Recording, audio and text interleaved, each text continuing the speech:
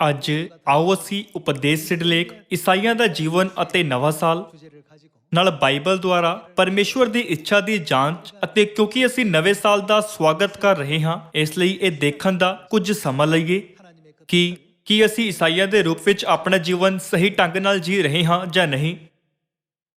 ਜੇਕਰ ਤੁਸੀਂ ਇੱਕ ਈਸਾਈ ਹੋ, ਫਿਰ ਸੰਸਾਰ ਦੇ ਲੋਕਾਂ ਨੂੰ ਤੁਹਾਡੇ ਕੋਲੋਂ ਕੁਝ ਉਮੀਦਾਂ ਹਨ ਇਸ ਤਰ੍ਹਾਂ ਦੀ ਅਭਿਵਿਅਕਤੀ ਸੁਣਨ ਦੇ ਬਜਾਏ ਕਿ ਜੋ ਪਰਮੇਸ਼ਵਰ ਉੱਤੇ ਵਿਸ਼ਵਾਸ ਕਰਦੇ ਹਨ ਅਤੇ ਜੋ ਪਰਮੇਸ਼ਵਰ ਉੱਤੇ ਵਿਸ਼ਵਾਸ ਨਹੀਂ ਕਰਦੇ, ਦੋਨੋਂ ਇੱਕੋ ਜਿਹੇ ਹਨ। ਸਾਨੂੰ ਇਸ ਤਰ੍ਹਾਂ ਦੀ ਅਭਿਵਿਅਕਤੀ ਸੁਣਨੀ ਚਾਹੀਦੀ ਹੈ ਕਿ ਯਕੀਨਨ ਚਰਚ ਆਫ ਗੋਡ ਦੇ ਮੈਂਬਰ ਜੋ ਪਿਤਾ ਆਨਸੰਗ ਹੋਂਗ ਜੀ ਅਤੇ ਨਵੀਂ ਯਰੂਸ਼ਲਮ ਸਵਰਗੀ ਮਾਤਾ ਜੀ ਉੱਤੇ ਵਿਸ਼ਵਾਸ ਕਰਦੇ ਹਨ, ਅਸਲ ਵਿੱਚ ਸੰਸਾਰ ਦੇ ਹੋਰ ਲੋਕਾਂ ਨਾਲ ਹਰ ਪਹਿਲੂ ਵਿੱਚ ਵੱਖਰੇ ਹਨ।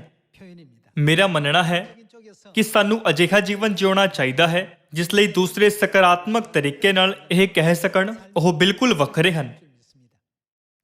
ਜਦੋਂ ਅਸੀਂ ਪ੍ਰਕਾਸ਼ ਦੀ ਪੋਥੀ ਅਧਿਆਇ 20 ਵਿੱਚ ਲਿਖੇ ਵਚਨ ਨੂੰ ਦੇਖਦੇ ਹਾਂ, ਫਿਰ ਪਰਮੇਸ਼ਵਰ ਕਹਿੰਦੇ ਹਨ, ਮੈਂ ਤੁਹਾਡੀਆਂ ਕਰਨੀਆਂ ਅਨੁਸਾਰ ਨਿਆਂ ਕਰਾਂਗਾ। ਪ੍ਰਕਾਸ਼ ਦੀ ਪੋਥੀ ਅਧਿਆਇ 1 ਵਿੱਚ ਇਹ ਵੀ ਕਿਹਾ ਗਿਆ ਹੈ ਕਿ ਧੰਨ ਉਹ ਹਨ ਜੋ ਅਗਮ ਵਾਕ ਦੀਆਂ ਬਾਣੀਆਂ ਨੂੰ ਸੁਣਦੇ ਹਨ ਅਤੇ ਪੜ੍ਹਦੇ ਹਨ, ਅਤੇ ਧੰਨ ਉਹ ਜੋ ਕੁਝ ਇਹਦੇ ਵਿੱਚ ਲਿਖਿਆ ਹੋਇਆ ਹੈ ਉਹਦੀ ਪਾਲਣਾ ਕਰਦੇ ਹਨ।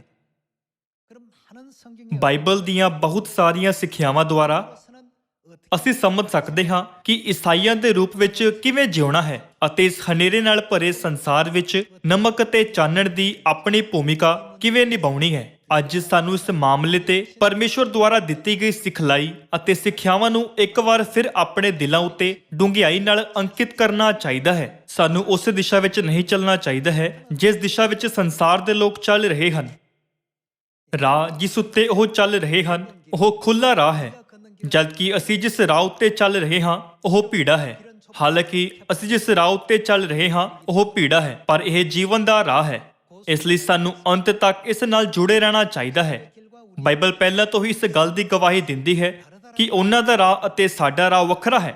ਫਿਰ ਕੀ ਇਹ ਕੁਦਰਤੀ ਨਹੀਂ ਕਿ ਸਾਡੀ ਜੀਵਨ ਸ਼ੈਲੀ ਉਹਨਾਂ ਨਾਲੋਂ ਵੱਖਰੀ ਹੈ? ਮੇਰਾ ਮੰਨਣਾ ਹੈ ਕਿ ਸਾਨੂੰ ਦੂਸਰਿਆਂ ਨੂੰ ਇਹ ਕਹਿਣ ਨਹੀਂ ਦੇਣਾ ਚਾਹੀਦਾ ਹੈ ਕਿ ਅਸੀਂ ਸੰਸਾਰ ਦੇ ਲੋਕਾਂ ਵਾਂਗ ਹਾਂ। ਆਓ ਅਸੀਂ ਰੋਮੀਆਂ ਅਧਿਆਇ 12 ਉੱਤੇ ਜਾਈਏ। ਰੋਮੀਆਂ ਅਧਿਆਇ 12 ਵਿੱਚ ਇੱਕ ਉਪਸਿਰਲੇਖ ਸ਼ਾਮਲ ਹੈ, ਮਸੀਹ ਵਿੱਚ ਨਵਾਂ ਜੀਵਨ। ਅਧਿਆਇ 12 ਵਚਨ 1, ਸੋ ਹੇ ਭਰਾਵੋ, ਮੈਂ ਪਰਮੇਸ਼ਵਰ ਦੀਆਂ ਰਹਿਮਤਾਂ ਦੀ ਖਾਤਰ ਤੁਹਾਡੇ ਅੱਗੇ ਬੇਨਤੀ ਕਰਦਾ ਹਾਂ ਭਈ ਤੁਸੀਂ ਆਪਣੀਆਂ ਦੇਹਾਂ ਨੂੰ ਜਿਉਂਦਾ ਅਤੇ ਪਵਿੱਤਰ ਅਤੇ ਪਰਮੇਸ਼ਵਰ ਨੂੰ ਪਾਉਂਦਾ ਬਲੀਦਾਨ ਕਰਕੇ ਚੜਾਵੋ। ਇਹ ਤੁਹਾਡੀ ਰੂਹਾਨੀ ਬੰਦਗੀ ਹੈ ਅਤੇ ਇਸ ਯੁੱਗ ਦੇ ਰੂਪ ਜਿਹੇ ਨਾ ਬਣੋ, ਸਗੋਂ ਆਪਣੀ ਬੁੱਧ ਦੇ ਨਵੇਂ ਹੋਣ ਕਰਕੇ ਹੋਰ ਸਰੂਪ ਵਿੱਚ ਬਦਲਦੇ ਜਾਓ, ਤਾਂ ਜੋ ਤੁਸੀਂ ਸਿਆਣ ਲਵੋ ਭਈ ਪਰਮੇਸ਼ਵਰ ਦੀ ਚੰਗੀ ਅਤੇ ਮਨ ਪਾਉਂਦੀ ਅਤੇ ਪੂਰੀ ਇੱਛਾ ਕੀ ਹੈ। ਜੇਕਰ ਅਸੀਂ ਆਪਣਾ ਜੀਵਨ ਉਸੇ ਤਰ੍ਹਾਂ ਜਿਉਣਾ ਹੁੰਦਾ ਜਿਵੇਂ ਸੰਸਾਰ ਦੇ ਲੋਕ ਆਪਣਾ ਜੀਵਨ ਜਿਉਂਦੇ ਹਨ, ਫਿਰ ਬਾਈਬਲ ਵਿੱਚ ਇਹ ਸਿੱਖਿਆ ਦਰਜ ਨਹੀਂ ਹੋਣੀ ਚਾਹੀਦੀ ਸੀ ਕਿ ਇਸ ਯੁੱਗ ਦੇ ਰੂਪ ਜਿਹੇ ਨਾ ਬਣੋ, ਕਿਉਂਕਿ ਸੰਸਾਰ ਦੇ ਜਿਉਣ ਦਾ ਤਰੀਕਾ ਅਤੇ ਸਾਡੇ ਜਿਉਣ ਦਾ ਤਰੀਕਾ ਵੱਖਰਾ ਹੈ।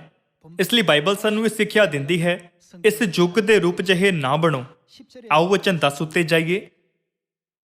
ਭਰਪਣ ਦੇ ਪ੍ਰੇਮ ਵਿੱਚ ਇੱਕ ਦੂਏ ਨਾਲ ਗੂੜਾ ਹਿੱਤ ਰੱਖੋ, ਆਦਰ ਵਿੱਚ ਦੂਏ ਨੂੰ ਚੰਗਾ ਸਮਝੋ। ਇਹ ਸਭ ਤੋਂ ਜ਼ਰੂਰੀ ਅਤੇ ਅਹਿਮ ਸਿੱਖਿਆਵਾਂ ਵਿੱਚੋਂ ਇੱਕ ਹੈ ਜਿਸ ਦਾ ਸਾਨੂੰ ਪਾਲਣ ਕਰਨਾ ਚਾਹੀਦਾ ਅਤੇ ਸੱਚੇ ਈਸਾਈਆਂ ਦੇ ਰੂਪ ਵਿੱਚ ਅਭਿਆਸ ਵਿੱਚ ਲਿਆਉਣਾ ਚਾਹੀਦਾ ਹੈ। ਸਾਨੂੰ ਵਿਸ਼ਵਾਸ ਵਿੱਚ ਆਪਣੇ ਭਰਾਵਾਂ ਅਤੇ ਭੈਣਾਂ ਦੀ ਕਦਰ, ਪਿਆਰ ਕਰਨਾ ਅਤੇ ਉਹਨਾਂ ਪ੍ਰਤੀ ਸਮਰਪਿਤ ਰਹਿਣਾ ਚਾਹੀਦਾ ਹੈ। ਬਾਈਬਲ ਹੋਰ ਕੀ ਕਹਿੰਦੀ ਹੈ ਕਿ ਸਾਨੂੰ ਕੀ ਕਰਨਾ ਚਾਹੀਦਾ ਹੈ? ਸਾਨੂੰ ਇੱਕ ਦੂਸਰੇ ਦਾ ਸਤਿਕਾਰ ਕਰਨਾ ਚਾਹੀਦਾ ਹੈ। ਸਾਨੂੰ ਇਹ ਨਹੀਂ ਸੋਚਣਾ ਚਾਹੀਦਾ ਹੈ ਮੈਂ ਉਸ ਮੈਂਬਰ ਤੋਂ ਵਧੀਆ ਹਾਂ, ਉਹਨਾਂ ਦਾ ਪਿਛੋਕੜ ਮੇਰੇ ਜਿੰਨਾ ਚੰਗਾ ਨਹੀਂ ਹੈ, ਉਹਨਾਂ ਦਾ ਸਮਾਜਿਕ ਰੁਤਬਾ ਅਤੇ ਅਹੁਦਾ ਮੇਰੇ ਨਾਲੋਂ ਕਾਫੀ ਘੱਟ ਹੈ। ਇਸ ਦੇ ਬਜਾਏ ਕਿਉਂਕਿ ਅਸੀਂ ਪਰਮੇਸ਼ਰ ਕੋਲ ਆਏ ਹਾਂ, ਇਸ ਲਈ ਸਾਨੂੰ ਮਸੀਹ ਵਿੱਚ ਜੀਵਨ ਜਿਉਣਾ ਚਾਹੀਦਾ ਹੈ। ਸੰਸਾਰ ਦੇ ਲੋਕ ਸੰਸਾਰ ਦੇ ਮਾਨਕ ਅਨੁਸਾਰ ਆਪਣਾ ਜੀਵਨ ਜਿਉਂਦੇ ਹਨ। ਉਹ ਸੰਸਾਰ ਦੁਆਰਾ ਬਣਾਈ ਗਈ ਵਿਵਸਥਾ ਅਤੇ ਸੰਸਾਰ ਦੁਆਰਾ ਨਿਰਧਾਰਿਤ ਕੀਮਤਾਂ ਦੇ ਮਾਨਕ ਅਨੁਸਾਰ ਜਿਉਂਦੇ ਹਨ, ਪਰ ਸਾਨੂੰ ਆਪਣਾ ਜੀਵਨ ਮਸੀਹ ਦੁਆਰਾ ਨਿਰਧਾਰਿਤ ਜੀਵਨ ਦੀ ਕੀਮਤ ਅਨੁਸਾਰ ਜਿਉਣਾ ਚਾਹੀਦਾ ਹੈ ਅਤੇ ਖੁਦ ਤੋਂ ਇਹ ਪੁੱਛਣਾ ਚਾਹੀਦਾ ਹੈ ਸਾਨੂੰ ਆਪਣੇ ਜੀਵਨ ਵਿੱਚ ਸਭ ਤੋਂ ਜ਼ਿਆਦਾ ਮਹੱਤਵ ਕਿਸ ਨੂੰ ਦੇਣਾ ਚਾਹੀਦਾ ਹੈ? ਸਾਨੂੰ ਹਮੇਸ਼ਾ ਇਸ ਮਾਮਲੇ ਉੱਤੇ ਕਿਸੇ ਹੋਰ ਚੀਜ਼ ਤੋਂ ਪਹਿਲਾਂ ਵਿਚਾਰ ਕਰਨਾ ਚਾਹੀਦਾ ਹੈ। ਇਹੀ ਕਾਰਨ ਹੈ ਕਿ ਸਭ ਮੈਂਬਰਾਂ ਨੂੰ ਜੋ ਨਵੇਂ ਸਿਰਿਓਂ ਪਰਮੇਸ਼ਵਰ ਵਿੱਚ ਬਪਤਿਸਮਾ ਲੈਂਦੇ ਹਨ ਅਤੇ ਸੱਚਾਈ ਨੂੰ ਸਵੀਕਾਰ ਕਰਦੇ ਹਨ, ਉਹਨਾਂ ਨੂੰ ਇੱਕ ਸੱਚੇ ਮਸੀਹ ਦੇ ਰੂਪ ਵਿੱਚ ਆਪਣਾ ਜੀਵਨ ਜਿਉਣਾ ਸ਼ੁਰੂ ਕਰਨਾ ਚਾਹੀਦਾ ਹੈ। ਪਹਿਲਾਂ ਜਦੋਂ ਅਸੀਂ ਸੰਸਾਰ ਦੇ ਸੀ, ਅਸੀਂ ਸੰਸਾਰ ਵਿੱਚ ਅਪਮਾਨਜਨਕ ਸ਼ਬਦ ਬੋਲਦੇ ਸੀ, ਸੰਸਾਰ ਵਿੱਚ ਨਕਾਰਾਤਮਕ ਭਾਵਨਾ ਦਿਖਾਉਂਦੇ ਸੀ ਅਤੇ ਸੰਸਾਰ ਵਿੱਚ ਬੁਰੇ ਵਿਚਾਰ ਰੱਖਦੇ ਸੀ। ਆਪਣੇ ਫਾਇਦੇ ਲਈ ਬਿਨਾਂ ਕਿਸੇ ਝਿਜਕ ਦੇ ਕਾਰਨ ਦੂਸਰੇ ਨਾਲ ਬੁਰਾ ਵਿਵਹਾਰ ਕਰਦੇ ਸੀ। ਪਰ ਕਿਉਂਕਿ ਹੁਣ ਅਸੀਂ ਮਸੀਹ ਵਿੱਚ ਹਾਂ, ਪਰਮੇਸ਼ਵਰ ਸਾਨੂੰ ਸੱਚੇ ਈਸਾਈਆਂ ਦੇ ਰੂਪ ਵਿੱਚ ਇੱਕ ਨਵਾਂ ਜੀਵਨ ਜਿਉਣਾ ਸਿਖਾਉਂਦੇ ਹਨ। ਜਦੋਂ ਤੁਸੀਂ ਵਚਨ 10 ਦੇਖਦੇ ਹੋ, ਫਿਰ ਇਹ ਕਹਿੰਦੀ ਹੈ, ਭਰਪਣ ਦੇ ਪ੍ਰੇਮ ਵਿੱਚ ਇੱਕ ਦੂਏ ਨਾਲ ਗੂੜਾ ਹਿੱਤ ਰੱਖੋ, ਆਦਰ ਵਿੱਚ ਦੂਏ ਨੂੰ ਚੰਗਾ ਸਮਝੋ, ਮਿਹਨਤ ਵਿੱਚ ਢਿੱਲੇ ਨਾ ਹੋਵੋ, ਆਤਮਾ ਵਿੱਚ ਅਰਥਾਤ ਉਤਸ਼ਾਹ ਨਾਲ ਸਰਗਰਮ ਰਹੋ, ਪ੍ਰਭੂ ਦੀ ਸੇਵਾ ਕਰਿਆ ਕਰੋ। ਇੱਥੋਂ ਤੱਕ ਕਿ ਜਦੋਂ ਅਸੀਂ ਪਰਮੇਸ਼ਵਰ ਦੀ ਸੇਵਾ ਕਰਦੇ ਹਾਂ, ਫਿਰ ਸਾਨੂੰ ਇਹ ਨਹੀਂ ਸੋਚਣਾ ਚਾਹੀਦਾ ਹੈ ਕਿ ਜੇਕਰ ਇਹ ਕੰਮ ਕਰਦਾ ਹੈ ਤਾਂ ਚੰਗਾ ਹੈ ਅਤੇ ਭਾਵੇਂ ਇਹ ਕੰਮ ਨਾ ਕਰੇ ਫਿਰ ਵੀ ਇਹ ਸਵੀਕਾਰ ਕਰਨ ਦੇ ਯੋਗ ਹੈ, ਪਰ ਇਸ ਦੇ ਬਜਾਏ ਉਤਸ਼ਾਹ ਨਾਲ ਇਸ ਨੂੰ ਕਰਨਾ ਚਾਹੀਦਾ ਹੈ। ਪਰਮੇਸ਼ਵਰ ਦੀ ਸੇਵਾ ਵੀ ਉਤਸ਼ਾਹ ਨਾਲ ਹੋਣੀ ਚਾਹੀਦੀ ਹੈ। ਸਾਨੂੰ ਪਰਮੇਸ਼ਵਰ ਦੀ ਸੇਵਾ ਬਹੁਤ ਜੋਸ਼ ਨਾਲ ਕਰਨੀ ਚਾਹੀਦੀ ਹੈ, ਨਾ ਕਿ ਇਹ ਸੋਚਦੇ ਹੋਏ ਕਿ ਜਿੰਨਾ ਦੂਸਰੇ ਕਰਦੇ ਹਨ ਸਿਰਫ ਓਨਾ ਹੀ ਪਰਮੇਸ਼ਵਰ ਦੀ ਸੇਵਾ ਕਰਨਾ ਕਾਫੀ ਹੈ। ਆਓ ਅਸੀਂ ਵਚਨ 12 ਨਾਲ ਜਾਰੀ ਰਹੀਏ। ਆਸਾ ਵਿੱਚ ਆਨੰਦ ਅਤੇ ਬਿਪਤਾ ਵਿੱਚ ਧੀਰਜ ਕਰੋ, ਪ੍ਰਾਰਥਨਾ ਲਗਾਤਾਰ ਕਰਦੇ ਰਹੋ, ਸੰਤਾਂ ਦੀਆਂ ਲੋੜਾਂ ਦੇ ਸਾਂਝੀ ਬਣੋ, ਪਰਹਾਉਣਚਾਰੀ ਪੁੱਜ ਕੇ ਕਰੋ। ਪਰਮੇਸ਼ਵਰ ਸਾਨੂੰ ਦੂਸਰਿਆਂ ਨਾਲ ਪਰਹਾਉਣਚਾਰੀ ਦਾ ਅਭਿਆਸ ਕਰਨਾ ਸਿਖਾਉਂਦੇ ਹਨ। ਇਸ ਤਰ੍ਹਾਂ ਦਾ ਜੀਵਨ ਬਾਈਬਲ ਦੀਆਂ ਸਿੱਖਿਆਵਾਂ ਅਨੁਸਾਰ ਇੱਕ ਈਸਾਈ ਦਾ ਜੀਵਨ ਹੈ। ਇੱਕ ਈਸਾਈ ਦੇ ਰੂਪ ਵਿੱਚ ਜਿਉਣ ਦਾ ਇਹ ਸਭ ਤੋਂ ਬੁਨਿਆਦੀ ਤਰੀਕਾ ਹੈ। ਪਰ ਜੇਕਰ ਅਸੀਂ ਇਸ ਤਰ੍ਹਾਂ ਜਿਉਣਾ ਬੰਦ ਕਰ ਦਿੰਦੇ ਹਾਂ, ਫਿਰ ਪਰਮੇਸ਼ਵਰ ਸਾਡੇ ਤੋਂ ਖੁਸ਼ ਨਹੀਂ ਹੋਣਗੇ। ਜੇਕਰ ਅਸੀਂ ਈਸਾਈਆਂ ਦੀ ਤਰ੍ਹਾਂ ਵਿਵਹਾਰ ਨਹੀਂ ਕਰਦੇ, ਫਿਰ ਪਰਮੇਸ਼ਵਰ ਖੁਸ਼ ਨਹੀਂ ਹੁੰਦੇ। ਯੀਸ਼ੂ ਨੇ ਵੀ ਮਤੀ ਅਧਿਆਇ 5 ਵਿੱਚ ਕਿਹਾ, ਤੁਸੀਂ ਕੀ ਹੋ? ਧਰਤੀ ਦਾ ਲੂਣ ਹੋ ਅਤੇ ਤੁਸੀਂ ਕੀ ਹੋ? ਜਗਤ ਦਾ ਚਾਨਣ ਹੋ। ਜਦੋਂ ਤੁਸੀਂ ਯਸਾਇਆ 60 ਪੜ੍ਹਦੇ ਹੋ, ਫਿਰ ਆਤਮਿਕ ਰੂਪ ਨਾਲ ਪੂਰਾ ਸੰਸਾਰ ਕਿਵੇਂ ਦਰਸਾਇਆ ਗਿਆ ਹੈ? ਇਹ ਕਹਿੰਦਾ ਹੈ ਕਿ ਪੂਰੇ ਸੰਸਾਰ ਉੱਤੇ ਹਨੇਰਾ ਛਾਇਆ ਹੋਇਆ ਹੈ। ਇਸ ਦਾ ਮਤਲਬ ਹੈ ਕਿ ਸਾਰਾ ਸੰਸਾਰ ਪੂਰੀ ਤਰ੍ਹਾਂ ਹਨੇਰੇ ਨਾਲ ਘਿਰਿਆ ਹੋਇਆ ਹੈ। ਇਸ ਲਈ ਇਸ ਯੁੱਗ ਵਿੱਚ ਪਰਮੇਸ਼ਵਰ ਨੇ ਆਪਣੀਆਂ ਸੰਤਾਨਾਂ ਨੂੰ, ਜੋ ਪਰਮੇਸ਼ਵਰ ਦੇ ਸਰੂਪ ਵਰਗੇ ਹਨ, ਇਸ ਧਰਤੀ ਉੱਤੇ ਪ੍ਰਗਟ ਕੀਤਾ ਤਾਂ ਜੋ ਉਹ ਹਨੇਰੇ ਵਿੱਚ ਚਾਨਣ ਨੂੰ ਚਮਕਾ ਸਕਣ। ਸਾਨੂੰ ਇਸ ਸੰਸਾਰ ਨੂੰ ਹਨੇਰੇ ਵਿੱਚ ਨਹੀਂ ਛੱਡਣਾ ਚਾਹੀਦਾ ਹੈ ਨਾ? ਸਮਾਂ ਲੰਘਣ ਤੋਂ ਬਾਅਦ ਸੰਸਾਰ ਹੋਰ ਜ਼ਿਆਦਾ ਦੁਸ਼ਟ ਹੁੰਦਾ ਜਾ ਰਿਹਾ ਹੈ, ਪਰ ਉਹਨਾਂ ਵਿੱਚੋਂ ਪਰਮੇਸ਼ਵਰ ਦੀਆਂ ਸੰਤਾਨਾਂ ਨੂੰ ਵੱਖਰਾ ਹੋਣਾ ਚਾਹੀਦਾ ਹੈ। ਕਿ ਬਾਈਬਲ ਉਹ ਨਹੀਂ ਕਹਿੰਦੀ ਕਿ ਪਰ ਜੇਕਰ ਲੂਣ ਬੇਸਵਾਦ ਹੋ ਜਾਵੇ ਤਾਂ ਕਿਸ ਬਿੱਦ ਸਲੂਣਾ ਕੀਤਾ ਜਾਵੇਗਾ? ਇਸ ਦਾ ਮਤਲਬ ਹੈ ਕਿ ਤੁਹਾਨੂੰ ਆਪਣੀ ਮੂਲ ਭੂਮਿਕਾ ਨੂੰ ਬਣਾਏ ਰੱਖਣਾ ਚਾਹੀਦਾ ਹੈ। ਜਦੋਂ ਲੂਣ ਆਪਣਾ ਸਵਾਦ ਗੁਆ ਦਿੰਦਾ ਹੈ, ਫਿਰ ਉਹ ਕਿਸੇ ਕੰਮ ਦਾ ਨਹੀਂ ਹੁੰਦਾ। ਉਸੇ ਤਰ੍ਹਾਂ ਜਦੋਂ ਅਸੀਂ ਈਸਾਈ ਆਪਣੀ ਮੂਲ ਭੂਮਿਕਾ ਗੁਆ ਦਿੰਦੇ ਹਾਂ, ਫਿਰ ਸਾਡੀ ਹੋਂਦ ਵਿਅਰਥ ਹੋ ਜਾਂਦੀ ਹੈ। ਈਸਾਈਆਂ ਨੂੰ ਪੂਰੀ ਤਰ੍ਹਾਂ ਈਸਾਈਆਂ ਦੀ ਭੂਮਿਕਾ ਨਿਭਾਉਣੀ ਚਾਹੀਦੀ ਹੈ। ਸਾਨੂੰ ਜਗਤ ਦਾ ਚਾਨਣ ਕਿਹਾ ਜਾਂਦਾ ਹੈ, ਪਰ ਜੇਕਰ ਚਾਨਣ ਕੋਲ ਹਨੇਰੇ ਨੂੰ ਹਰਾਉਣ ਦੀ ਸ਼ਕਤੀ ਨਾ ਹੋਵੇ, ਫਿਰ ਕੀ ਚਾਨਣ ਬੇਕਾਰ ਨਹੀਂ? ਇਸ ਲਈ ਪਰਮੇਸ਼ਵਰ ਇਹ ਕਹਿੰਦੇ ਹੋਏ ਸਾਨੂੰ ਇੱਕ ਈਸਾਈ ਦਾ ਜੀਵਨ ਜਿਉਣ ਦੀ ਸਿੱਖਿਆ ਦਿੰਦੇ ਹਨ ਕਿ ਤੁਸੀਂ ਜਗਤ ਦਾ ਲੂਣ ਅਤੇ ਚਾਨਣ ਹੋ। ਇਸ ਲਈ ਪਰਮੇਸ਼ਵਰ ਸਾਨੂੰ ਇਹਨਾਂ ਵਚਨਾਂ ਨੂੰ ਸਿਖਾਉਂਦੇ ਹਨ। ਭਰਪਣ ਦੇ ਪ੍ਰੇਮ ਵਿੱਚ ਇੱਕ ਦੂਏ ਨਾਲ ਗੂੜਾ ਹਿੱਤ ਰੱਖੋ, ਆਦਰ ਵਿੱਚ ਦੂਏ ਨੂੰ ਚੰਗਾ ਸਮਝੋ, ਆਲਸੀ ਨਾ ਬਣੋ ਪਰ ਉਤਸ਼ਾਹ ਨਾਲ ਪਰਮੇਸ਼ਵਰ ਦੀ ਸੇਵਾ ਕਰੋ। ਆਸਾ ਵਿੱਚ ਆਨੰਦਿਤ ਰਹੋ, ਬਿਪਤਾ ਵਿੱਚ ਧੀਰਜ ਕਰੋ, ਪ੍ਰਾਰਥਨਾ ਲਗਾਤਾਰ ਕਰਦੇ ਰਹੋ, ਸੰਤਾਂ ਦੀਆਂ ਲੋੜਾਂ ਦੇ ਸਾਂਝੀ ਬਣੋ, ਪਰਹਾਉਣਚਾਰੀ ਪੁੱਜ ਕੇ ਕਰੋ। ਆਓ ਅਸੀਂ ਉਹ ਬਣੀਏ ਜੋ ਇਸ ਸਾਲ ਇਹਨਾਂ ਸਿੱਖਿਆਵਾਂ ਨੂੰ ਵਿਵਹਾਰ ਵਿੱਚ ਲਿਆਉਣ ਲਈ ਹਰ ਸੰਭਵ ਕੋਸ਼ਿਸ਼ ਕਰਦੇ ਹਨ। ਅਗਲਾ ਵਚਨ ਕਹਿੰਦਾ ਹੈ ਕਿ ਆਪਣੇ ਦੁਖਦਾਈਆਂ ਨੂੰ ਅਸੀਸ ਦਿਓ, ਫਿਰ ਤੋਂ ਅਸੀਸ ਦਿਓ, ਫਿਟਕਾਰੋ ਨਾ। ਵਚਨ 15, ਆਨੰਦ ਕਰਨ ਵਾਲਿਆਂ ਦੇ ਨਾਲ ਆਨੰਦ ਕਰੋ, ਰੋਣ ਵਾਲਿਆਂ ਨਾਲ ਰੋਵੋ। ਆਪੋ ਵਿੱਚ ਸਾਨੂੰ ਆਪਸ ਵਿੱਚ ਕੀ ਕਰਨਾ ਚਾਹੀਦਾ ਹੈ? ਇੱਕ ਮਨ ਹੋਵੋ। ਇਸ ਵਚਨ ਵਿੱਚ ਲਿਖੀ ਗਈ ਅਭਿਵਿਅਕਤੀ ਇੱਕ ਮਨ ਹੋਵੋ ਦਾ ਮਤਲਬ ਹੈ ਕਿ ਇਕੱਠੇ ਰਹੋ। ਇਸ ਦਾ ਮਤਲਬ ਹੈ ਕਿ ਇੱਕ ਦੂਸਰੇ ਨਾਲ ਤਾਲਮੇਲ ਰੱਖਣਾ। ਸਾਨੂੰ ਇੱਕ ਦੂਸਰੇ ਨਾਲ ਇਹ ਨਹੀਂ ਕਹਿਣਾ ਚਾਹੀਦਾ ਹੈ ਕਿ ਮੈਂ ਤੁਹਾਡੇ ਨਾਲੋਂ ਵਧੀਆ ਹਾਂ ਜਾਂ ਮੈਂ ਤੁਹਾਡੀ ਤੁਲਨਾ ਵਿੱਚ ਚੰਗੀ ਤਰ੍ਹਾਂ ਕਰ ਸਕਦਾ ਹਾਂ। ਇਸ ਦੇ ਬਜਾਏ ਸਾਨੂੰ ਕਹਿਣਾ ਚਾਹੀਦਾ ਹੈ ਤੁਸੀਂ ਇਹ ਕਰੋ ਅਤੇ ਮੈਂ ਇਹ ਕਰਦਾ ਹਾਂ, ਇਸ ਲਈ ਮੈਂ ਜਿਸ ਹਿੱਸੇ ਨੂੰ ਕਰ ਰਿਹਾ ਹਾਂ ਉਸ ਵਿੱਚ ਮੈਂ ਸਖਤ ਮਿਹਨਤ ਕਰਾਂਗਾ ਅਤੇ ਤੁਸੀਂ ਜਿਸ ਹਿੱਸੇ ਨੂੰ ਕਰ ਰਹੇ ਹੋ ਉਸ ਵਿੱਚ ਤੁਸੀਂ ਸਖਤ ਮਿਹਨਤ ਕਰੋਗੇ। ਅਜਿਹਾ ਇਸ ਲਈ ਹੈ ਕਿਉਂਕਿ ਸਾਨੂੰ ਇੱਕ ਦੂਸਰੇ ਦੀ ਜ਼ਰੂਰਤ ਹੈ। ਮੈਨੂੰ ਉਹਨਾਂ ਮੈਂਬਰਾਂ ਨਾਲ ਬਹੁਤ ਈਰਖਾ ਹੈ ਜੋ ਮੰਦਰ ਨਿਰਮਾਣ ਦੇ ਮੁਖੀਆ ਹਨ। ਉਹਨਾਂ ਮੈਂਬਰਾਂ ਕੋਲ ਅਜਿਹਾ ਹੁਨਰ ਕਿਵੇਂ ਹੋ ਸਕਦਾ ਹੈ? ਉਹਨਾਂ ਮੈਂਬਰਾਂ ਲਈ ਇਹ ਅਸਲ ਵਿੱਚ ਪਰਮੇਸ਼ਵਰ ਦਾ ਇਹ ਖਾਸ ਤੋਹਫਾ ਹੈ ਕਿ ਉਹਨਾਂ ਵਿੱਚ ਕਿਰਪਾਪੂਰਨ ਮੰਦਰ ਨੂੰ ਬਣਾਉਣ ਦੀ ਕਾਬਲੀਅਤ ਹੈ ਜਿੱਥੇ ਪਰਮੇਸ਼ਵਰ ਨਿਵਾਸ ਕਰਨਗੇ। ਇਸ ਨੂੰ ਮਹਿਸੂਸ ਕੀਤੇ ਬਿਨਾਂ ਕਿ ਹੋਰ ਮੈਂਬਰ ਉਹਨਾਂ ਦੀ ਕਾਬਲੀਅਤ ਤੋਂ ਈਰਖਾ ਕਰਦੇ ਹਨ, ਨਿਰਮਾਣ ਕਰਨ ਵਾਲੇ ਮੈਂਬਰ ਸੋਚ ਸਕਦੇ ਹਨ ਹੋਰ ਮੈਂਬਰ ਪ੍ਰਚਾਰ ਕਰਨ ਜਾਂਦੇ ਹਨ ਅਤੇ ਖੁਸ਼ਖਬਰੀ ਦਾ ਕੰਮ ਕਰਦੇ ਹਨ ਜੋ ਦਿਲਚਸਪ ਲੱਗਦਾ ਹੈ। ਪਰ ਸਾਡੇ ਬਾਰੇ ਕੀ? ਸਾਨੂੰ ਇਸ ਤਰ੍ਹਾਂ ਦਾ ਮੁਸ਼ਕਲ ਕੰਮ ਕਿਉਂ ਕਰਨਾ ਪੈਂਦਾ ਹੈ ਜੋ ਸਿਰਫ ਸਾਨੂੰ ਮਿੱਟੀ ਨਾਲ ਢੱਕਦਾ ਹੈ? ਇੱਥੇ ਦਿੱਤੇ ਗਏ ਵਚਨਾਂ ਅਨੁਸਾਰ ਉਹ ਜਿਨ੍ਹਾਂ ਨੂੰ ਪਰਮੇਸ਼ਵਰ ਦੁਆਰਾ ਨਿਰਮਾਣ ਕਰਨ ਦੀ ਕਾਬਲੀਅਤ ਦਿੱਤੀ ਗਈ ਹੈ ਉਹਨਾਂ ਨੂੰ ਉਸ ਇਲਾਕੇ ਵਿੱਚ ਸਖਤ ਮਿਹਨਤ ਕਰਨੀ ਚਾਹੀਦੀ ਹੈ ਅਤੇ ਜਿਨ੍ਹਾਂ ਨੂੰ ਪ੍ਰਚਾਰ ਕਰਨ ਦੀ ਕਾਬਲੀਅਤ ਦਿੱਤੀ ਗਈ ਹੈ ਉਹਨਾਂ ਨੂੰ ਖੁਸ਼ਖਬਰੀ ਲਈ ਉਤਸ਼ਾਹਿਤ ਹੋਣਾ ਚਾਹੀਦਾ ਹੈ। ਜੋ ਸੇਵਾ ਕਰਨ ਵਿੱਚ ਚੰਗੇ ਹਨ ਉਹਨਾਂ ਨੂੰ ਸੇਵਾ ਪ੍ਰਤੀ ਉਤਸ਼ਾਹਿਤ ਹੋਣਾ ਚਾਹੀਦਾ ਹੈ। ਇਸ ਤਰ੍ਹਾਂ ਬਾਈਬਲ ਸਾਨੂੰ ਇੱਕ ਦੂਸਰੇ ਨਾਲ ਮਿਲ ਕੇ ਰਹਿਣ ਲਈ ਹੰਕਾਰ ਨਾ ਕਰਨ ਦੀ ਸਿੱਖਿਆ ਦਿੰਦੀ ਹੈ। ਉੱਚੀਆਂ ਗੱਲਾਂ ਉੱਤੇ ਮਨ ਨਾ ਲਾਓ ਪਰ ਨੀਵੀਆਂ ਨਾਲ ਮਿਲੇ ਰਹੋ। ਆਪਣੀ ਜਾਂਚ ਵਿੱਚ ਸਿਆਣੇ ਨਾ ਬਣ ਬੈਠੋ। ਵਚਨ 17 ਬੁਰੀਆਈ ਦੇ ਵੱਟੇ ਕਿਸੇ ਨਾਲ ਬੁਰੀਆਈ ਨਾ ਕਰੋ। ਸਾਨੂੰ ਕੀ ਕਰਨਾ ਚਾਹੀਦਾ ਹੈ? ਜਿਹੜੀਆਂ ਗੱਲਾਂ ਸਾਰੇ ਮਨੁੱਖਾਂ ਦੇ ਭਾਣੇ ਚੰਗੀਆਂ ਹਨ ਉਹਨਾਂ ਦਾ ਧਿਆਨ ਰੱਖੋ। ਸਾਨੂੰ ਅਜਿਹੇ ਈਸਾਈ ਬਣਨਾ ਚਾਹੀਦਾ ਹੈ ਜੋ ਉਹ ਕਰਦੇ ਹਨ ਜੋ ਗੱਲਾਂ ਸਭ ਮਨੁੱਖਾਂ ਦੇ ਭਾਣੇ ਚੰਗੀਆਂ ਹਨ। ਅਜਿਹਾ ਸੋਚਣ ਦੀ ਬਜਾਏ ਕਿ ਮੈਂ ਬਹੁਤ ਉੱਚੇ ਅਹੁਦੇ ਤੇ ਹਾਂ ਜਾਂ ਕਿ ਉਹਨਾਂ ਨੂੰ ਪਤਾ ਹੈ ਕਿ ਮੇਰੇ ਕੋਲ ਕਿਸ ਤਰ੍ਹਾਂ ਦੀ ਸਮਾਜਿਕ ਕਾਬਲੀਅਤ ਹੈ ਕਿ ਸਾਨੂੰ ਇੱਕ ਦੂਸਰੇ ਦੀ ਮਦਦ ਨਹੀਂ ਕਰਨੀ ਚਾਹੀਦੀ ਹੈ ਜਦੋਂ ਅਸੀਂ ਦੇਖਦੇ ਹਾਂ ਕਿ ਉਹਨਾਂ ਨੂੰ ਮਦਦ ਦੀ ਜ਼ਰੂਰਤ ਹੈ। ਆਓ ਅਸੀਂ ਵਚਨ 18 ਨਾਲ ਜਾਰੀ ਰਹੀਏ। ਜੇ ਹੋ ਸਕੇ ਤਾਂ ਆਪਣੀ ਵਾਹ ਲੱਗਦੇ ਆ ਸਾਰੇ ਮਨੁੱਖਾਂ ਦੇ ਨਾਲ ਕੀ ਰੱਖੋ? ਮੇਲ ਰੱਖੋ। ਮੇਲ ਰੱਖੋ ਦਾ ਮਤਲਬ ਇੱਕ ਦੂਸਰੇ ਨਾਲ ਰਹਿਣਾ ਹੈ। ਕਿਸੇ ਛੋਟੀ ਗੱਲ ਦੇ ਕਾਰਨ ਕੁਝ ਲੋਕਾਂ ਨੂੰ ਗਲਤਫਹਿਮੀ ਹੋ ਸਕਦੀ ਹੈ ਜਿਸ ਨਾਲ ਇੱਕ ਦੂਸਰਿਆਂ ਵਿੱਚ ਦੂਰੀਆਂ ਹੋ ਸਕਦੀਆਂ ਹਨ। ਮੈਂ ਤੁਹਾਨੂੰ ਦੇਖਣਾ ਨਹੀਂ ਚਾਹੁੰਦਾ, ਇਸ ਲਈ ਚਰਚ ਵਿੱਚ ਇੱਕ ਦੂਸਰੇ ਨਾਲ ਮਿਲਣ ਤੇ ਵੀ ਅਸੀਂ ਇੱਕ ਦੂਸਰੇ ਨੂੰ ਨਮਸਕਾਰ ਵੀ ਨਹੀਂ ਕਰਾਂਗੇ। ਅਜਿਹੇ ਬੇਰਹਿਮ ਮੈਂਬਰਾਂ ਨੂੰ ਉਹਨਾਂ ਲੋਕਾਂ ਦੇ ਰੂਪ ਵਿੱਚ ਮੰਨਿਆ ਜਾ ਸਕਦਾ ਹੈ ਜੋ ਬਿਨਾਂ ਇਹ ਜਾਣੇ ਕਿ ਉਹਨਾਂ ਨੂੰ ਕਿਹੜੀਆਂ ਸਿੱਖਿਆਵਾਂ ਦਾ ਸਿੱਖਣ ਅਤੇ ਅਮਲ ਵਿੱਚ ਲਿਆਉਣ ਦੀ ਜ਼ਰੂਰਤ ਹੈ ਆਦਤ ਅਨੁਸਾਰ ਚਰਚ ਵਿੱਚ ਆਉਂਦੇ ਹਨ ਅਤੇ ਨਾ ਹੀ ਇਹ ਜਾਣਦੇ ਹਨ ਕਿ ਸਵਰਗ ਵਿੱਚ ਪ੍ਰਵੇਸ਼ ਕਰਨ ਦਾ ਰਾਹ ਕੀ ਹੈ। ਫਿਰ ਮਸੀਹ ਦੀਆਂ ਇਨ੍ਹਾਂ ਸਿੱਖਿਆਵਾਂ ਅਨੁਸਾਰ ਸਾਨੂੰ ਕੀ ਕਰਨਾ ਚਾਹੀਦਾ ਹੈ? ਸਾਨੂੰ ਆਪਣੇ ਕੰਮਾਂ ਦੁਆਰਾ ਉਹਨਾਂ ਸਾਰਿਆਂ ਦਾ ਅਭਿਆਸ ਕਰਨਾ ਚਾਹੀਦਾ ਹੈ। ਉਹਨਾਂ ਨੂੰ ਅਮਲ ਵਿੱਚ ਲਿਆ ਕੇ ਜਿੱਥੇ ਕਿਤੇ ਵੀ ਹੋਣ, ਭਾਵੇਂ ਅਸੀਂ ਘਰ ਵਿੱਚ ਹੋਈਏ, ਸਮਾਜ ਵਿੱਚ ਜਾਂ ਚਰਚ ਵਿੱਚ ਹੋਈਏ, ਸਾਨੂੰ ਸੰਸਾਰ ਦੇ ਲੋਕਾਂ ਕੋਲੋਂ ਇਹ ਸੁਣਨਾ ਚਾਹੀਦਾ ਹੈ ਉਹ ਅੱਜ ਕੱਲ੍ਹ ਦੇ ਲੋਕਾਂ ਦੀ ਤਰ੍ਹਾਂ ਨਹੀਂ ਹੈ। ਉਹ ਇਸ ਦੁਨੀਆ ਦੇ ਲੋਕਾਂ ਦੀ ਤਰ੍ਹਾਂ ਨਹੀਂ ਹੈ। ਉਹ ਬਹੁਤ ਇਮਾਨਦਾਰ, ਚੰਗੇ ਅਤੇ ਦਿਆਲੂ ਹਨ। ਮੈਂ ਜਾਣਨਾ ਚਾਹੁੰਦਾ ਹਾਂ ਕਿ ਉਹਨਾਂ ਦੇ ਮਨ ਵਿੱਚ ਕੀ ਹੈ ਜੋ ਉਹਨਾਂ ਨੂੰ ਇਸ ਤਰ੍ਹਾਂ ਜਿਉਣ ਦਿੰਦਾ ਹੈ।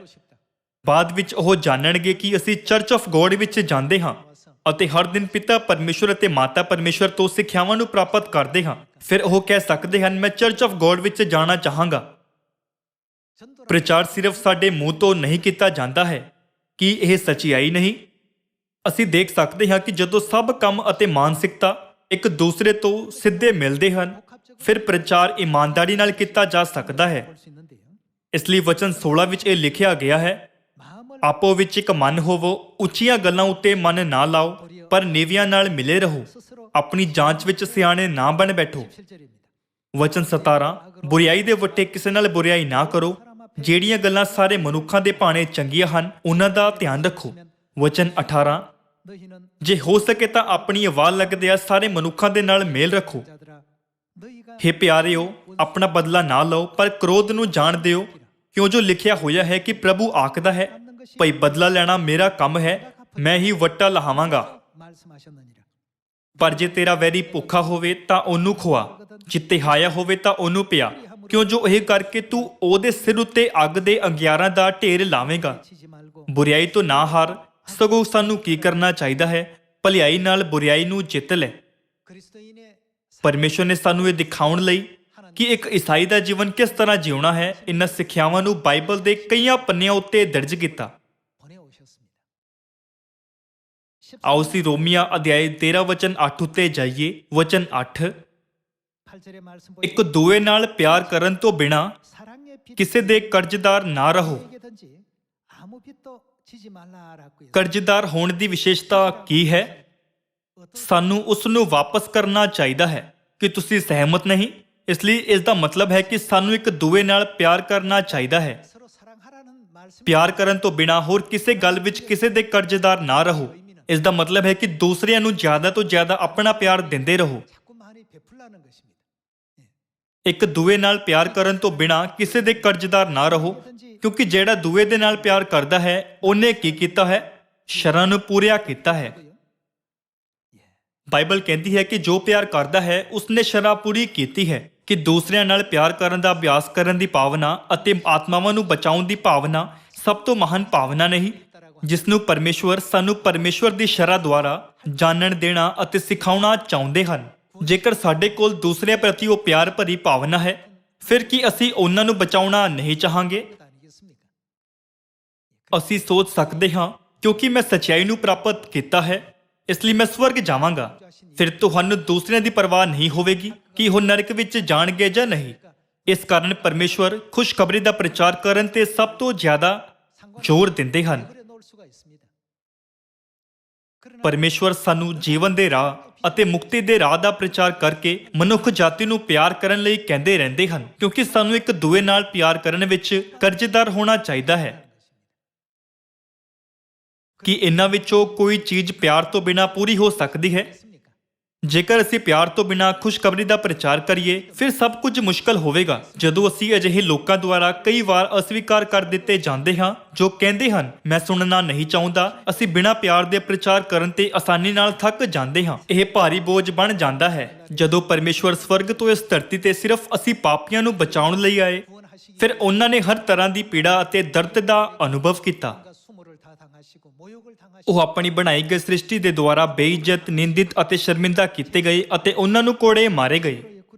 ਬਰਛੇ ਨਾਲ ਉਹਨਾਂ ਦਾ ਪਾਸਾ ਵਿੰਨਿਆ ਗਿਆ ਅਤੇ ਉਹ ਸਾਡੇ ਬਦਲੇ ਸਾਡੇ ਪਾਪਾਂ ਅਤੇ ਅਪਰਾਧਾਂ ਲਈ ਸਲੀਬ ਉੱਤੇ ਚੜਾਏ ਜਾਣ ਦੁਆਰਾ ਮਰ ਗਏ।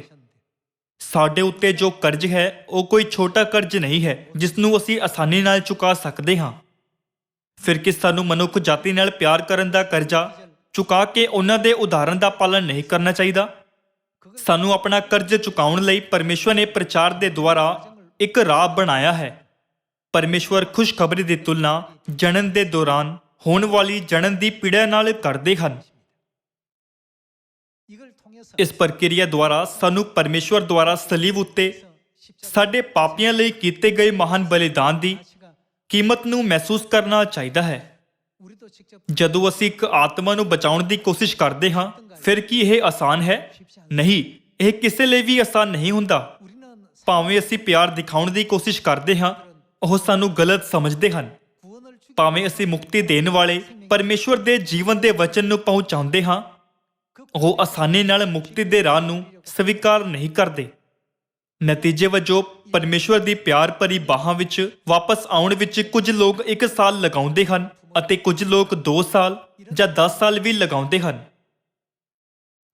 ਬਾਈਬਲ ਕਹਿੰਦੀ ਹੈ, ਇੱਕ ਦੂਏ ਨਾਲ ਪਿਆਰ ਕਰਨ ਤੋਂ ਬਿਨਾਂ ਕਿਸੇ ਦੇ ਕਰਜ਼ਦਾਰ ਨਾ ਰਹੋ, ਕਿਉਂਕਿ ਜਿਹੜਾ ਦੂਏ ਦੇ ਨਾਲ ਪਿਆਰ ਕਰਦਾ ਹੈ ਉਹਨੇ ਸ਼ਰ੍ਹਾਂ ਨੂੰ ਪੂਰਾ ਕੀਤਾ ਹੈ।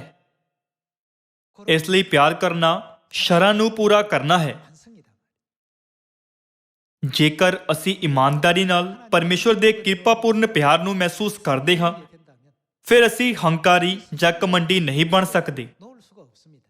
ਇਸ ਲਈ ਜੇਕਰ ਅਸੀਂ ਪਿੱਛੇ ਦੇਖੀਏ ਕਿ ਕਿਸ ਤਰ੍ਹਾਂ ਦੀ ਸਥਿਤੀ ਵਿੱਚ ਮੈਂ ਦੁਖੀ ਸੀ ਅਤੇ ਕਿਸ ਤਰ੍ਹਾਂ ਦੀ ਸਥਿਤੀ ਵਿੱਚ ਮੈਂ ਖੁਸ਼ ਸੀ, ਫਿਰ ਅਸੀਂ ਮਹਿਸੂਸ ਕਰਾਂਗੇ ਕਿ ਸਾਡੇ ਉੱਤੇ ਪਰਮੇਸ਼ਵਰ ਦੇ ਪਿਆਰ ਦਾ ਬਹੁਤ ਵੱਡਾ ਕਰਜ਼ ਹੈ ਅਤੇ ਅਸੀਂ ਸੋਚਾਂਗੇ, ਮੈਨੂੰ ਪਰਮੇਸ਼ਵਰ ਨੂੰ ਜਲਦੀ ਹੀ ਇਸ ਨੂੰ ਵਾਪਸ ਦੇਣਾ ਚਾਹੀਦਾ ਹੈ। ਬੇਸ਼ੱਕ ਅਸੀਂ ਕਦੇ ਵੀ ਇਸ ਕਰਜ਼ ਨੂੰ ਪੂਰੀ ਤਰ੍ਹਾਂ ਵਾਪਸ ਨਹੀਂ ਕਰ ਸਕਦੇ, ਭਾਵੇਂ ਅਸੀਂ ਅੰਤ ਤੱਕ ਇਸ ਨੂੰ ਚੁਕਾਉਣ ਦੀ ਪੂਰੀ ਕੋਸ਼ਿਸ਼ ਕਰਦੇ ਹਾਂ। ਪਰ ਉਹਨਾਂ ਵਿਚਕਾਰ ਇੱਕ ਬਹੁਤ ਵੱਡਾ ਫਰਕ ਹੈ, ਜੋ ਆਪਣਾ ਕਰਜ਼ ਚੁਕਾਉਣ ਲਈ ਆਪਣੀ ਪੂਰੀ ਕੋਸ਼ਿਸ਼ ਕਰਦੇ ਹਨ ਅਤੇ ਜੋ ਸਿਰਫ ਪ੍ਰਾਪਤ ਕਰਦੇ ਹਨ ਪਰ ਉਸ ਨੂੰ ਚੁਕਾਉਣ ਬਾਰੇ ਸੋਚਦੇ ਵੀ ਨਹੀਂ ਹਨ।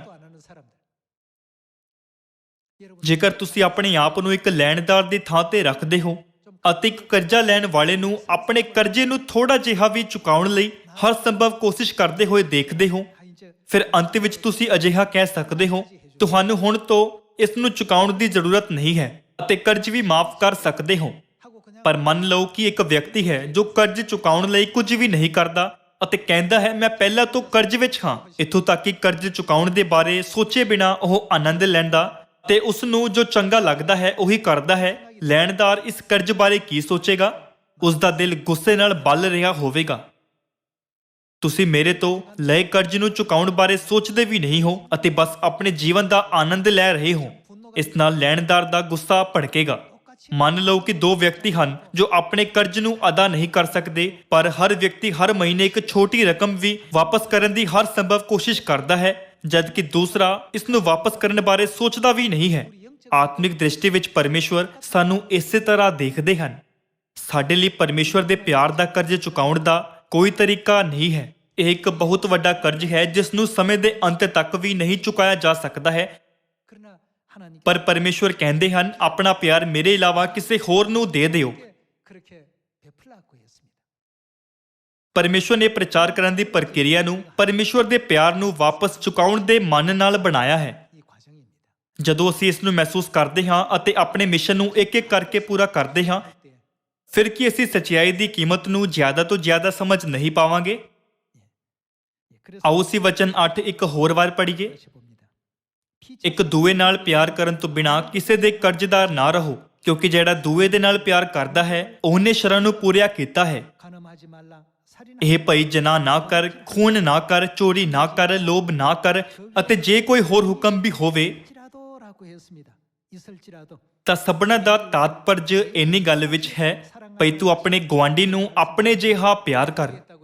ਤਾਤਪਰਜ ਦਾ ਮਤਲਬ ਕੀ ਹੈ?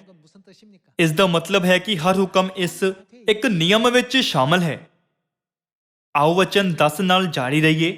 ਤਾਂ ਸਭਨਾਂ ਦਾ ਤਾਤਪਰਜ ਇੰਨੀ ਗੱਲ ਵਿੱਚ ਹੈ ਭਈ ਤੂੰ ਆਪਣੇ ਗੁਆਂਢੀ ਨੂੰ ਆਪਣੇ ਜਿਹਾ ਪਿਆਰ ਕਰ।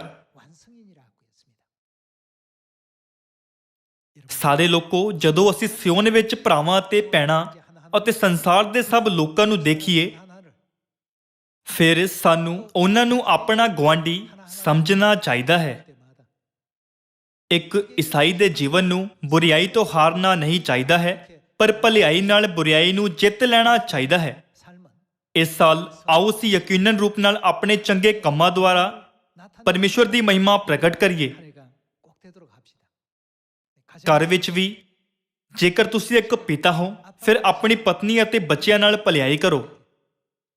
ਜੇਕਰ ਤੁਸੀਂ ਇੱਕ ਮਾਤਾ ਹੋ, ਫਿਰ ਆਪਣੇ ਪਤੀ ਅਤੇ ਬੱਚਿਆਂ ਲਈ ਭਲਾਈ ਕਰੋ।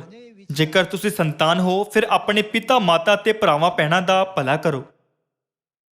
ਮੈਂ ਆਸ ਕਰਦਾ ਹਾਂ ਕਿ ਭਾਵੇਂ ਅਸੀਂ ਕਿਸੇ ਵੀ ਅਹੁਦੇ ਉੱਤੇ ਹੋਈਏ ਜਾਂ ਭਾਵੇਂ ਅਸੀਂ ਕਿਸੇ ਵੀ ਸਮਾਜ ਦੇ ਹੋਈਏ, ਘਰ ਵਿੱਚ, ਸਕੂਲ ਵਿੱਚ ਜਾਂ ਸੈਨਾ ਵਿੱਚ ਹੋਈਏ, ਅਸੀਂ ਸਭ ਪਿਤਾ ਪਰਮੇਸ਼ਵਰ ਅਤੇ ਮਾਤਾ ਪਰਮੇਸ਼ਵਰ ਦੀ ਸੰਤਾਨ ਦੇ ਰੂਪ ਵਿੱਚ ਈਸਾਈਆਂ ਦੀ ਸੁੰਦਰ ਖੁਸ਼ਬੂ ਨੂੰ ਫੈਲਾਉਣ ਦੀ ਸਖਤ ਕੋਸ਼ਿਸ਼ ਕਰਾਂਗੇ। ਆਓ ਅਸੀਂ ਮਤੀ ਅਧਿਆਇ 5 ਉੱਤੇ ਜਾਈਏ। ਅਧਿਆਇ 5 ਵਚਨ 13। ਤੁਸੀਂ ਧਰਤੀ ਦੇ ਲੂਣ ਹੋ, ਪਰ ਜੇ ਲੂਣ ਬੇਸੁਆਦ ਹੋ ਜਾਵੇ ਤਾਂ ਕਿਸ ਬਿਧ ਸਲੂਣਾ ਕੀਤਾ ਜਾਵੇਗਾ? ਉਹ ਫਿਰ ਕਿਸੇ ਕੰਮ ਦਾ ਨਹੀਂ, ਪਰ ਇਹ ਕਿ ਬਾਹਰ ਸੁੱਟਿਆ ਅਤੇ ਮਨੁੱਖਾਂ ਦੇ ਪੈਰਾਂ ਹੇਠ ਮਿੱਧਿਆ ਜਾਵੇ। ਇਸ ਤੋਂ ਇਲਾਵਾ ਤੁਸੀਂ ਜਗਤ ਦੇ ਚਾਨਣ ਹੋ। ਜਿਹੜਾ ਨਗਰ ਪਹਾੜ ਉੱਤੇ ਵਸਦਾ ਹੈ ਉਹ ਗੁੱਝਾ ਨਹੀਂ ਰਹਿ ਸਕਦਾ ਅਤੇ ਦੀਵਾ ਬਾਲ ਕੇ ਟੋਪੇ ਦੇ ਹੇਠ ਨਹੀਂ, ਸਗੋਂ ਦੀਵਟ ਉੱਤੇ ਰੱਖਦੇ ਹਨ ਤਾਂ ਉਹ ਸਭਨਾਂ ਨੂੰ ਜਿਹੜੇ ਘਰ ਵਿੱਚ ਹਨ ਚਾਨਣ ਦਿੰਦਾ ਹੈ। ਇਸੇ ਤਰ੍ਹਾਂ ਤੁਹਾਡਾ ਚਾਨਣ ਮਨੁੱਖਾਂ ਦੇ ਸਾਹਮਣੇ ਚਮਕੇ ਤਾਂ ਜੋ ਉਹ ਤੁਹਾਡੇ ਸ਼ੁਭ ਕਰਮ ਵੇਖ ਕੇ ਤੁਹਾਡੇ ਪਿਤਾ ਦੀ ਜਿਹੜਾ ਸਵਰਗ ਵਿੱਚ ਹੈ ਵਡਿਆਈ ਕਰਨ।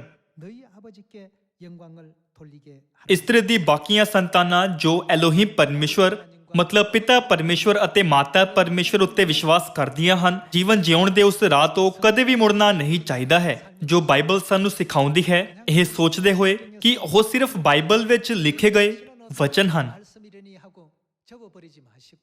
ਉਹਨਾਂ ਸਿੱਖਿਆਵਾਂ ਦੇ ਅਨੁਸਾਰ ਰਾਹ ਉੱਤੇ ਚੱਲਣ ਦੀ ਪੱਕੀ ਇੱਛਾ ਅਤੇ ਸੰਕਲਪ ਨਾਲ, ਕਿਉਂਕਿ ਉਹ ਸਭ ਪਰਮੇਸ਼ਵਰ ਦੀਆਂ ਸਿੱਖਿਆਵਾਂ ਹਨ। ਆਓ ਅਸੀਂ ਸੰਪੂਰਨ ਆਗਿਆਕਾਰੀ ਨਾਲ ਅੰਤ ਤੱਕ ਪਰਮੇਸ਼ਵਰ ਦੇ ਰਾਹ ਦਾ, ਜਿੱਥੇ ਕਿਤੇ ਉਹ ਸਾਨੂੰ ਲੈ ਜਾਣ, ਇਮਾਨਦਾਰੀ ਨਾਲ ਹੋਰ ਕਿਰਪਾਪੂਰਨ ਪਾਲਨ ਕਰੀਏ। ਅਸੀਂ ਪਰਮੇਸ਼ਵਰ ਤੋਂ ਬਹੁਤ ਪਿਆਰ ਪ੍ਰਾਪਤ ਕੀਤਾ ਹੈ।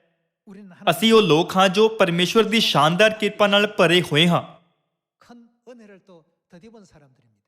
ਪਰਮੇਸ਼ਵਰ ਦੇ ਪਿਆਰ ਨੂੰ ਚੁਕਾਉਣ ਦੇ ਤਰੀਕੇ ਦੇ ਰੂਪ ਵਿੱਚ ਪਰਮੇਸ਼ਵਰ ਸਾਨੂੰ ਦੂਸਰਿਆਂ ਪਾਪੀਆਂ ਨੂੰ ਜਗਾਉਣ ਲਈ ਕਹਿੰਦੇ ਹਨ ਤਾਂ ਜੋ ਉਹ ਵੀ ਆਪਣੇ ਪਾਪਾਂ ਤੋਂ ਛੁਟਕਾਰਾ ਪਾ ਸਕਣ ਅਤੇ ਸਵਰਗ ਵਾਪਸ ਜਾ ਸਕਣ। 올 수 있도록 ਪਰਮੇਸ਼ਵਰ ਨੇ ਸਾਨੂੰ ਇਸ ਤਰ੍ਹਾਂ ਦਾ ਮੌਕਾ ਦਿੱਤਾ ਹੈ। 그런 기회를 주셨습니다. ਅਜਿਹਾ ਸੋਚਣ ਦੀ ਬਜਾਏ ਕਿ ਸਾਨੂੰ ਆਪਣੇ ਆਲੇ ਦੁਆਲੇ ਦੇ ਬਹੁਤ ਸਾਰੇ ਲੋਕਾਂ ਨੂੰ ਸਬਤ ਦਾ ਦਿਨ, ਪਸਾਹ ਦਾ ਪਰਵ, ਨਵਾਂ ਨੇਮ ਅਤੇ ਨਵੀਂ ਯਰੂਸ਼ਲਮ ਸਵਰਗੀ ਮਾਤਾ ਬਾਰੇ ਪ੍ਰਚਾਰ ਕਰਨ ਦੀ ਜ਼ਰੂਰਤ ਹੈ। ਸਾਨੂੰ ਇਹ ਸੋਚਣ ਦੀ ਜ਼ਰੂਰਤ ਹੈ ਇੱਕ ਇੱਕ ਕਰਕੇ ਅਸੀਂ ਉਸ ਮਹਾਨ ਪਿਆਰ ਦਾ ਕਰਜ਼ ਅਦਾ ਕਰ ਰਹੇ ਹਾਂ ਜੋ ਅਸੀਂ ਪਰਮੇਸ਼ਰ ਤੋਂ ਪ੍ਰਾਪਤ ਕੀਤਾ ਹੈ। ਜੇਕਰ ਅਸੀਂ ਇਸ ਮਾਨਸਿਕਤਾ ਨਾਲ ਪ੍ਰਚਾਰ ਕਰੀਏ ਫਿਰ ਅਸੀਂ ਬਹੁਤ ਸਾਰੀਆਂ ਆਤਮਾਵਾਂ ਨੂੰ ਪਰਮੇਸ਼ਵਰ ਦੀਆਂ ਬਾਹਾਂ ਵਿੱਚ ਲਿਆ ਸਕਦੇ ਹਾਂ ਅਤੇ ਉਹਨਾਂ ਦੀ ਅਗਵਾਈ ਪ੍ਰਾਇਚਿਤ ਵੱਲ ਕਰ ਸਕਦੇ ਹਾਂ। ਫਿਰ ਅਸੀਂ ਉਹਨਾਂ ਨੂੰ ਇਹ ਵੀ ਦੱਸ ਸਕਾਂਗੇ, ਕਿਰਪਾ ਕਰਕੇ ਪਰਮੇਸ਼ਰ ਕੋਲ ਆਓ ਜੋ ਧਰਮੀ ਹਨ। ਤੁਸੀਂ ਇਸ ਦੁਨੀਆ ਵਿੱਚ ਜੋ ਜੀਵਨ ਜੀ ਰਹੇ ਹੋ ਉਹ ਆਖਰਕਾਰ ਸਮਾਪਤ ਹੋ ਜਾਵੇਗਾ। ਭਾਵੇਂ ਇਹ ਇੱਕ ਪੀੜਾ ਰਾਹ ਹੈ, ਇਸ ਰਾਹ ਦੇ ਅੰਤ ਵਿੱਚ ਮੁਕਤੀ ਮਿਲੇਗੀ, ਸਦੀਪਕ ਜੀਵਨ ਹੋਵੇਗਾ ਅਤੇ ਸਵਰਗ ਹੋਵੇਗਾ। ਸਾਨੂੰ ਉਹ ਬਣਨਾ ਚਾਹੀਦਾ ਹੈ ਜੋ ਇਸ ਤਰ੍ਹਾਂ ਪਰਮੇਸ਼ਰ ਵੱਲ ਉਹਨਾਂ ਦੀ ਅਗਵਾਈ ਕਰਦੇ ਹਨ। ਜਿਸ ਤਰ੍ਹਾਂ ਲੂਣ ਆਪਣਾ ਸਵਾਦ ਗਵਾ ਦੇਣ ਤੇ ਬੇਕਾਰ ਹੋ ਜਾਂਦਾ ਹੈ, ਉਸੇ ਤਰ੍ਹਾਂ ਜਦੋਂ ਈਸਾਈਆਂ ਦੇ ਰੂਪ ਵਿੱਚ ਆਪਣੀ ਭੂਮਿਕਾ ਨੂੰ ਗਵਾ ਦੇਣ ਫਿਰ ਪਰਮੇਸ਼ਰ ਦੀ ਦ੍ਰਿਸ਼ਟੀ ਵਿੱਚ ਉਸ ਦੀ ਹੋਂਦ ਵਿਅਰਥ ਹੋ ਜਾਂਦੀ ਹੈ। ਆਓ ਅਸੀਂ ਚਾਨਣ ਦੀ ਭੂਮਿਕਾ ਨਿਭਾਈਏ ਜੋ ਹਨੇਰੇ ਨਾਲ ਸੰਸਾਰ ਨੂੰ ਪ੍ਰਕਾਸ਼ਿਤ ਕਰਦੀ ਹੈ। ਸੰਸਾਰ ਦੇ ਲੋਕ ਤੁਹਾਡੇ ਭਲੇ ਕੰਮਾਂ ਨੂੰ ਦੇਖ ਕੇ ਤੁਹਾਡੇ ਪਿਤਾ ਦੀ ਜੋ ਸਵਰਗ ਵਿੱਚ ਹੈ ਵਡਿਆਈ ਕਰਨ। 돌리게 하라고 하시. ਕੀ ਇਹ ਪਰਮੇਸ਼ਵਰ ਦੇ ਕਿਰਪਾਪੂਰਨ ਵਚਨ ਨਹੀਂ ਜੋ ਅੱਜ ਸਾਨੂੰ ਦਿੱਤੇ ਗਏ ਹਨ? 이 말씀을 깊이 ਆਓ ਅਸੀਂ ਇਹਨਾਂ ਸਿੱਖਿਆਵਾਂ ਨੂੰ ਆਪਣੇ ਦਿਲਾਂ ਦੀ ਡੂੰਘਾਈ ਤੇ ਅੰਕਿਤ ਕਰੀਏ ਤਾਂ ਜੋ ਅਸੀਂ ਸੰਸਾਰ ਨੂੰ ਧਰਮੀ ਬਣਾ ਸਕੀਏ। 만드시고 하나님께 ਆਸ ਕਰਦੇ ਹੋਏ ਕਿ ਅਸੀਂ ਸੰਸਾਰ ਦੇ ਸਭ ਲੋਕਾਂ ਦੀ ਪਰਮੇਸ਼ਰ ਨੂੰ ਮਹਿਮਾ ਦੇਣ ਲਈ ਅਗਵਾਈ ਕਰਾਂਗੇ ਅਤੇ ਉਹਨਾਂ ਲਈ ਪਰਮੇਸ਼ਰ ਕੋਲ ਆਉਣ ਦਾ ਰਾਹ ਖੋਲਾਂਗੇ। ਮੈਂ ਅੱਜ ਦਾ ਉਪਦੇਸ਼ ਸਮਾਪਤ ਕਰਨਾ ਚਾਹਾਂਗਾ। ਤੁਹਾਡਾ ਧੰਨਵਾਦ।